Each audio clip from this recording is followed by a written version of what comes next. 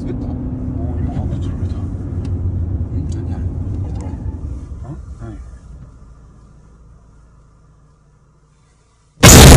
何あれ何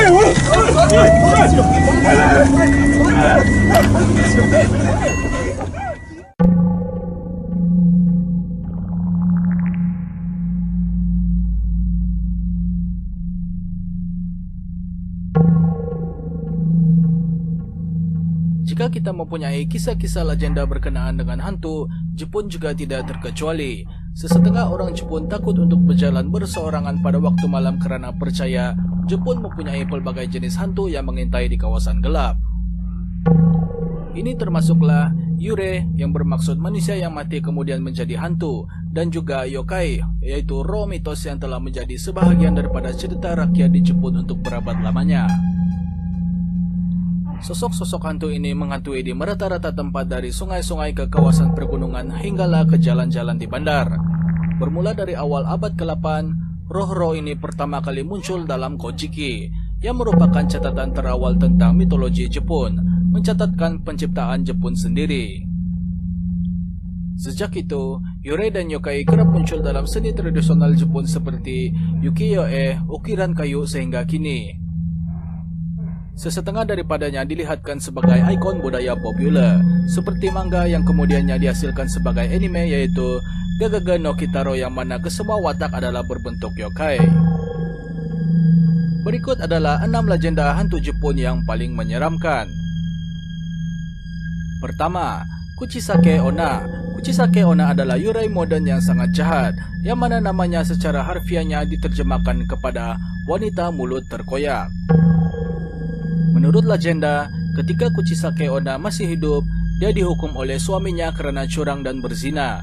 Barang dengan tindakan itu, suaminya menghiris mulut Kuchisake Onna terbuka dari satu telinga ke satu telinga yang lain. Hantu Kuchisake Onna muncul sebagai seorang wanita muda yang cantik memakai topeng muka sambil memegang senjata tajam seperti gunting. Dia menghampiri manusia pada waktu malam dan bertanyakan soalan dengan tujuan jahat. Watashi kire, yang bermaksud cantik tak saya, adalah soalan yang ditanyakan. Jika jawaban yang diterima adalah tidak, maka mangsa akan dibunuh serta-merta dengan memotong tubuh mangsa. Jika Anda menjawab ya, Kuchisake Onna akan menanggalkan topeng mukanya, menedakkan wajahnya yang sangat menakutkan lalu menghiris mulut Anda sama sepertinya.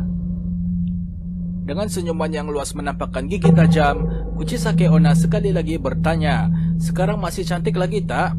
Pertemuan dengan Kuchisake Onna adalah satu situasi kala-kala, di mana apa sahaja jawaban yang Anda berikan, Anda pasti akan mati. Watak hantu pembunuh ini muncul sebagai watak dalam film Pompoko pada tahun 1984, dan beberapa film seram Jepun telah menjadikan kisahnya premisnya, termasuklah film seram budget 2007 yang bertajuk Cuff, The Slit-Mouthed Woman.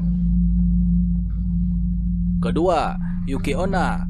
Pernahkah Anda terlihat seorang wanita cantik dengan kulit putih seperti salji berambut panjang berjalan-jalan di tengah musim sejuk yang sangat dingin?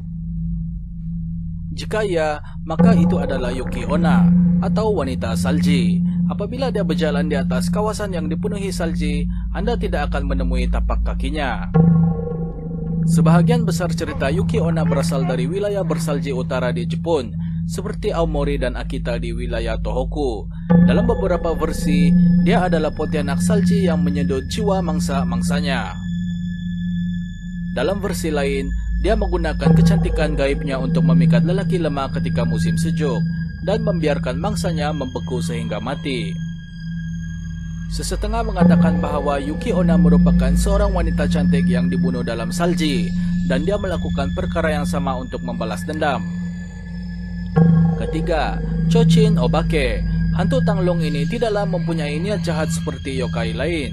Dia hanyalah penipu yang nakal yang suka menakut-nakutkan manusia. Chochin Obake akan menjelirkan lidahnya yang besar, memutarkan matanya dan ketawa terbahak-bahak untuk menakutkan orang yang melalui kawasan sekitar. Menurut legenda, Tanglong biasa boleh berubah menjadi yokai ini setelah digunakan selama 100 tahun. Ini berasal dari kepercayaan agama Shinto kuno bahwa semua objek bahkan benda mati juga mempunyai roh. Keempat, Jorogumo. Hantu laba-laba yang menggoda ini adalah berdasarkan kepada laba-laba penenun bola emas yang benar-benar wujud. Biasanya ditemui di seluruh Jepun. Laba-laba betina membesar 2,5 cm panjang malah boleh menangkap burung kecil sebagai mangsa. Legenda menceritakan bahwa apabila seekor laba-laba ini mencapai usia 400 tahun, ia akan berubah menjadi Jorogumo dan mempunyai selera makan terhadap lelaki muda, dan bukannya burung serta serangga. Jorogumo seringkali digambarkan sebagai wanita cantik berkaki laba-laba, dikelilingi oleh kerangka mangsanya. Mereka menggunakan bahagian manusia yang sangat memikat untuk menggoda lelaki pulang ke rumah mereka. Kemudiannya terperangkap dalam sarang dan mereka melahap mangsa dengan perlahan-lahan. Kelima, Gasha Dokuro. Legenda Jepun menceritakan bahwa tulang-tulang orang miskin dan tidak bernasib baik yang mati akan bertukar menjadi Gasha Dokuro. Yokai ini terbentuk di tempat-tempat di mana banyak kerangka normal berbaring, seperti di kampung-kampung setelah kelaparan atau penyakit telah menghapuskan penduduk setempat. Disebabkan tidak dikebumikan, roh dan tulang-tulang tersebut akan bergabung dan menghasilkan satu kerangka yang besar, sekitar 15 kali ganda saiz manusia biasa. Anda boleh lihat yokai ini pada ukiran terkenal yaitu Takayasha the Witch and the Skeleton Spectre yang dicetak di atas cut post, bendera dan t-shirt sejak penghasilannya pada tahun 1844. Hantu kerangka ini memakan pengembara yang berseorangan dengan menggigit kepala mereka, melahap tulang dan meminum darah seperti Dracula. Keenam, Kappa. Senarai Yurei dan yokai Jepun tidak akan pernah lengkap tanpa Kappa.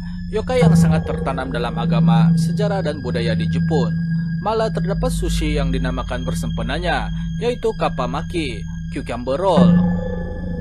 Makhluk kenit seperti manusia ini mempunyai cangkerang seperti penyu, kulit hijau bersisik dan sebuah piring di atas kepalanya yang mesti diisi dengan air setiap masa untuk terus hidup. Ia tinggal di sungai-sungai, tasik dan laluan air yang lain di Jepun. Dalam Shintoisme, Kappa dihormati sebagai tuhan air dan patung-patungnya kadangkala boleh dilihat di kuil-kuil di sekitar Jepun. Perkara biasa yang dilihatkan pada Kappa adalah ia sangat sukakan timun dan tidak mungkir janji. Kappa bersih bandar gemar menarik kanak-kanak dan hewan yang sesat ke dalam air sehingga lemas dan dimakan. Selain daripada gemar memakan timun, Kappa juga sangat meminati usus mentah manusia.